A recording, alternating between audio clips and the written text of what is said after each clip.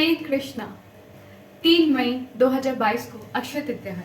आप सभी को अक्षय तृतीया की हार्दिक शुभकामनाएं। शास्त्रों और वेदों से हमें पता चलता है कि अक्षय तृतीया से एक नहीं अनेकों प्रसंग जुड़े हुए हैं। इस दिन को शास्त्रों में बहुत ही शुभ दिन में माना जाता है। अर्थात इस दिन हम बिना ही पंचांग देखे कोई भी नया कार्य या शुभ कार्य कर सकते हैं, जैसे शादी, गृह प्रवेश, नया कारोबार खोलना इत्यादि। आज ही के दिन से ही सतयुग और त्रेता युग का आरंभ हुआ है।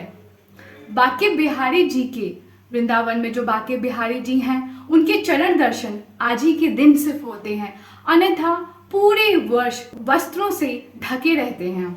इसी दिन से बद्री नारायण जी के कपाट पुनः दोबारा खुलते हैं भक्तों को दर्शन कराने के लिए।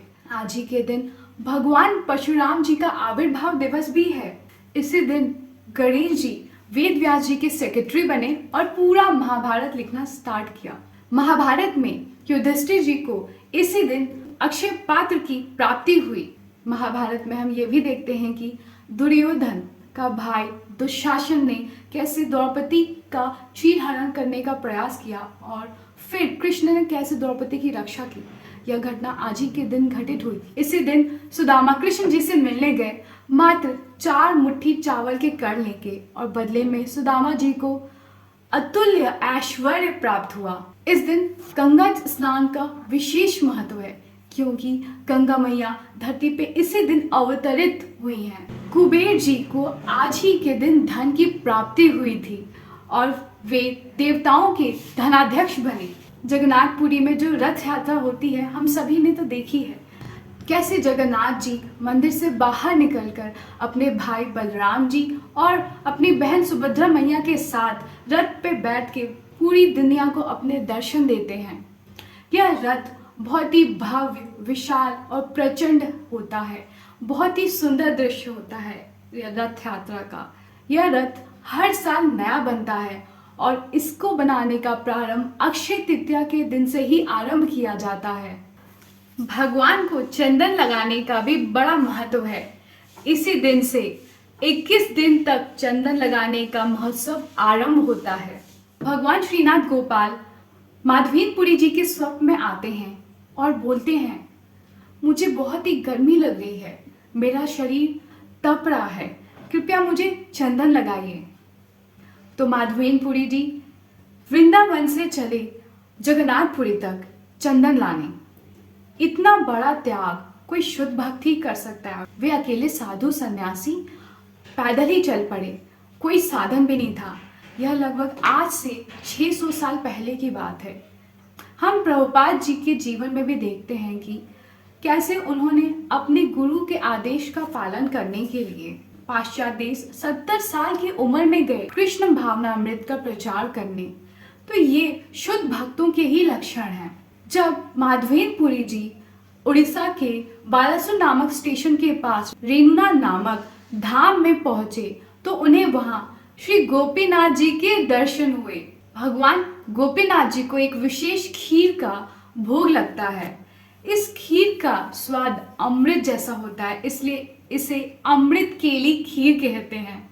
यह खीर चखने का अवसर आपको सिर्फ वहीं मिलता है और ऐसा स्वाद आपको कहीं और नहीं मिलता। वहां पे माधवीनपुरी जी को खीर चखने की इच्छा हुई ताकि वे अपने गोपाल श्रीनाथ जी के लिए भोग बना सके।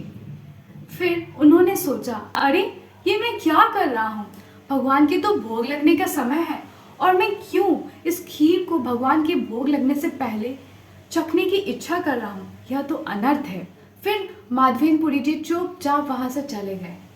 लेकिन भक्त वत्सल भगवान श्री गोपीनाथ जी ने अपने भक्त के लिए एक खीर की मटकी चोरी कर ली और इसी खीर को उन्होंने अपने भक्त के माध्यम से माधवीनपुरी जी तक पहुंचाया। तब से गोपीनाथ जी का नाम खीर चोर गोपीनाथ पड़ गया। फिर वहां से माधवेंद्रपुरी जी जगन्नाथ जी पहुंचे और वहां से चंदन लेके वापस पुनः वृंदावन जाने लगे। जब माधवेंद्रपुरी वृंदावन के लिए चले, तब गोपाल जी उनके स्वप्न में आए और बोले, बाबा मैं तुम्हारी सेवा से अत्यंत प्रसन्न हूँ, लेकिन तुम इतना चंदन का बोझ उठा के कैसे यहाँ तक आओगे? मैं और गोपीनाथ एक ही हैं। कृपया आप वहीं गोपीनाथ जी को चंदन लगाएं। उनको चंदन लगाने से मुझे भी शीतलता प्राप्त होगी। फिर वहीं पे माधवेंद्रपुरी जी ने गोपीनाथ जी के विग्रह को चंदन लगाया और तब से हर अक्षय तृतीया के दिन से 21 दिन तक चंदन महोत्सव मनाया जाता है। भक्त भगवान को चंदन लगाकर उनके ताप को दूर करने का प्रयास करते हैं, उन्हें शीतलता प्रदान करते हैं। अक्षय तृतीया के दिन का विशेष महत्व है। इस दिन को सुख समृद्धि का प्रतीक माना जाता है। सुख समृद्धि के साथ हमें पुण्य भी मिलता है।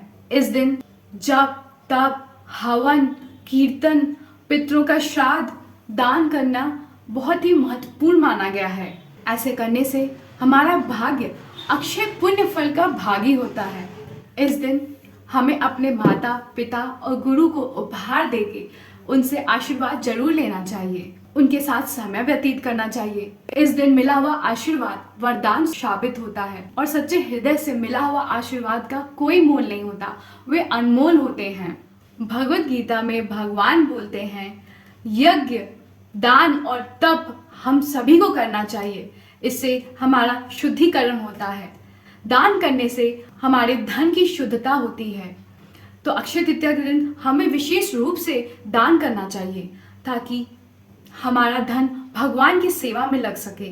भगवान की विभिन्न सेवाएं होती हैं, जैसे अर्चय विग्रह सेवा, प्रभुपाद जी के ग्रंथ वितरण की सेवा, प्रसाद वितरण की सेवा, अन्य आदि। भक्त इस दिन विशेष रूप से अधिक जप करते हैं, भक्ति करते हैं, भगवान की लीलाओं का श्रवण करते हैं, प्रसादों का वितरण करते हैं, दान जरूर करते हैं और भगवान और भक्तों की सेवा भी करते हैं। अक्षय तृतीया एक बहुत ही विशेष और महत्वपूर्ण मुहूर्त है। इस दिन भगवान ने अनेकों लीलाएं की हैं। भगवान परशुराम जी का आविर्भाव दिवस है। गंगा मैया इस धरती पर अवतरित हुई हैं।